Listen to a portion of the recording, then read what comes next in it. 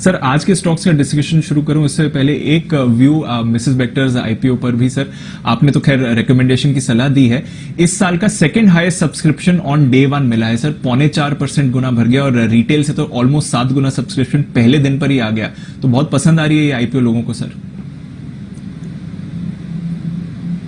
बिल्कुल दीप, इसमें कोई डाउट ही नहीं है। अच्छी क्वालिटी का आईपीओ, इसलिए कल हमने पूरा डिटेल में डिस्कशन भी किया है कि फाइनेंशियल्स किस तरह से आपको सपोर्ट दे सकते हैं। ये स्पेस ऐसी है जहां पर इंटरेस्ट है ही, और ये शेयर महंगे रहते ही हैं। तो और प्रमोटर्स का ट्रैक रिकॉर्ड बहुत ही स्ट्रांग है, और प्रोमोटर्स का ट्रैक रिकॉर्ड 25 साल का है। अच्छी ब्रांड्स उन्होंने बनाई है। थोड़ा सा पिछले 2-3 साल रेवेन्यू की ग्रोथ थोड़ी कम रही है, शायद आईपीओ के बाद और ज्यादा इंटरेस्टिंग एक्शन यहां पर हो सकता है। तो ये देखते हैं क्या कुछ होता है। लेकिन हाँ, इसमें कोई डाउट नहीं है कि अलॉटमेंट के लिए आपको लगाना चाहिए। लिस्टिंग पर भी गेन होंगे, मजबूत गेन्स होंगे, लॉन्ग टर्म के लिए भी ठीक है। लेकिन दिक्कत वही है दीप, या जहां भी हम थोड़ा स्ट्रांगली बोलते हैं अलॉटमेंट बहुत ज्यादा मिलते नहीं है लोगों को, गिनती के लोगों को अलॉटमेंट मिलेंगे। यहाँ पर भी यही होने वाला है, बहुत ज्यादा भरेगा। पैसा ही इतना है ना लोगों के पास, सबके पास, क्या करेंगे। पैसा इतना है जहां पर आपको थोड़ा भी अंदाजा हो कि लिस्टिंग अपनी प्राइस के नीचे नहीं होगी, आपका प्रिंसिपल प्रोटेक्टेड है एक तरह से, तो फिर लोग पैसा लगाते हैं। यहाँ पे तो आपको सीधा दिख रहा है, और कोई बड़ी बात नहीं दीप, ये स्टॉक भी लिस्टिंग पर आपको 75% से दुगुना होता हुआ दिखे, पॉसिबल है, कोई बड़ी बात नहीं। ये भी 75% से 100% तक के रिटर्न दे सकता है जिस तरह का इंटरेस्ट आ रहा है। लेकिन ये भी ध्यान रहे, ज्यादा इंटरेस्ट अब तक रिटेल का आया है। क्यूआईबी लास्ट दिन भरते हैं और एचएनआई भी डालेंगे, तो कोई दिक्कत वाली बात नहीं। जी दीप, बिल्कुल, तो जबरदस्त रिस्पांस आया है और भी बढ़िया सब्सक्रिप्शन फिगर्स होंगे। नजर रखिए, आज दूसरा दिन है आईपीओ का।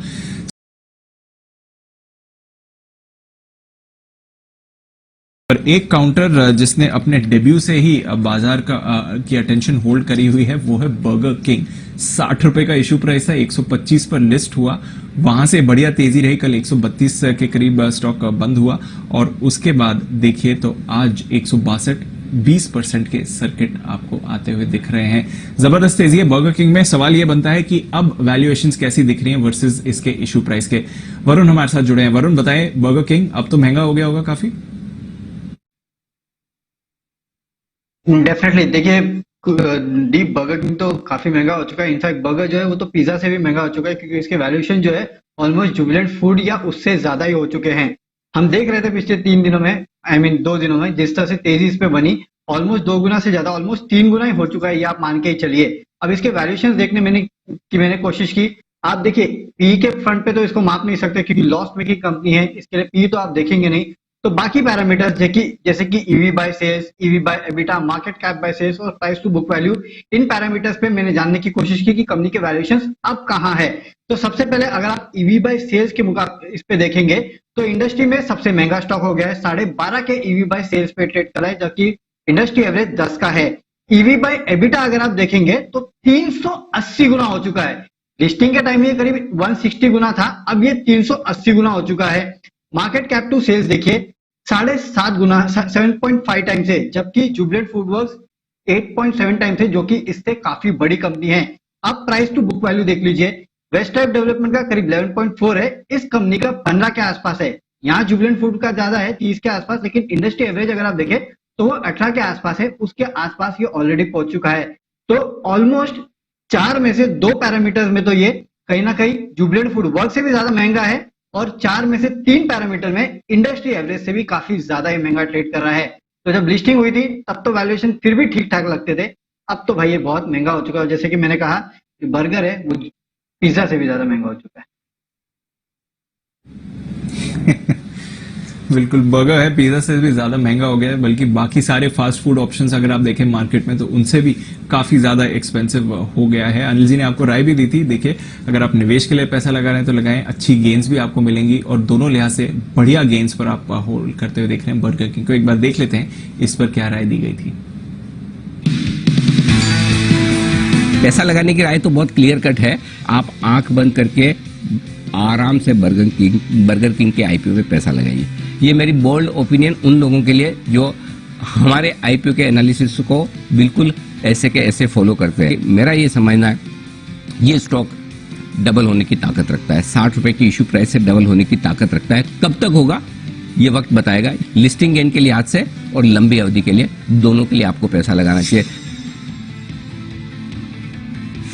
दमदार लिस्टिंग होगी ही, इसमें कोई डाउट ही नहीं है दीप, और मुझे लगता है 3 डिजिट के ऊपर यानी कि 100 रुपए के ऊपर लिस्टिंग होनी चाहिए। प्रिसाइजली 110-120 रुपए की रेंज में लिस्टिंग हो सकती है। लिस्टिंग पर दुगुना होने की क्षमता है ही इसमें, और हम तो लिस्टिंग के बाद भी इसमें रुझान बना रहेगा। कोई ऐसा नहीं कि अगर 110-120 लिस्ट हो गया तो लिस्ट होते ही नीचे आ जाएगा, ऐसा कुछ भी नहीं होने वाला है। लॉन्ग टर्म इन्वेस्टर्स जो है वो होल्ड करके रखिए, कोई दिक्कत नहीं।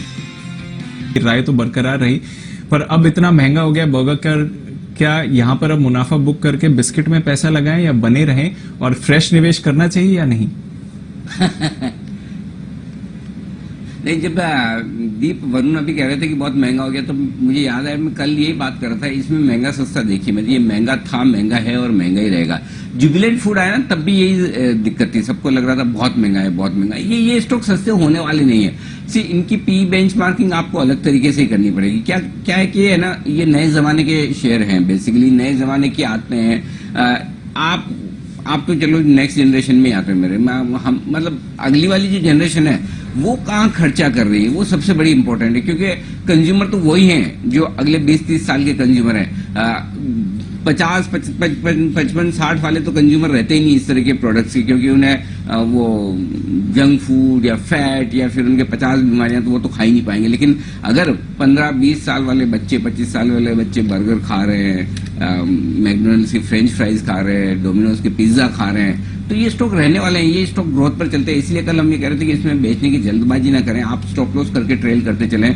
आपका देखिए कल 100 रुपए का स्टॉप लॉस ट्रेल हुआ ही नहीं, तो देखिए आप अपनी डाउन साइड रिस्क भी प्रोटेक्ट कर रहे हैं और अपसाइड में भी भाग ले रहे हैं। तो मुझे लगता है कि और सबसे बढ़िया चीज ये होती है कि जब आप किसी स्टॉक में ना अच्छी प्राइस पे एंटर कर लेते हो ना, तो फिर आप उसमें पूरी वेल्थ बना पाते हो, खड़े रह पाते हो। नहीं तो होता है कि फिर आपको निकलने की जल्दी रहती है, थोड़ा सा नीचे क्या है, आपको ऐसा लगता है कि अरे कहीं कैपिटल लॉस ना हो जाए। तो मेरे ख्याल से भले ही महंगा है, इसको वैल्यूएशन देखे बगैर आप सिंपल फॉर्मूले पे चलिए, 10 या 15 रुपए का स्टॉप लॉस रख लीजिए, जो भी प्राइस हो उससे बस वो प्राइस का स्टॉप लॉस रखकर होल्ड करिए। सपोज 162 या 150 का आपने स्टॉप लॉस रख लिया, तो ऊपर का आपको प्राइस जैसे जैसे अपसाइड मिलती जाए वैसे वैसे आप होल्ड करते जाए। क्योंकि हम एग्री कमोडिटी की बात कर रहे हैं, खेती किसानी की बात कर रहे हैं, तो इसको लेकर एक खबर तो ये है दीप।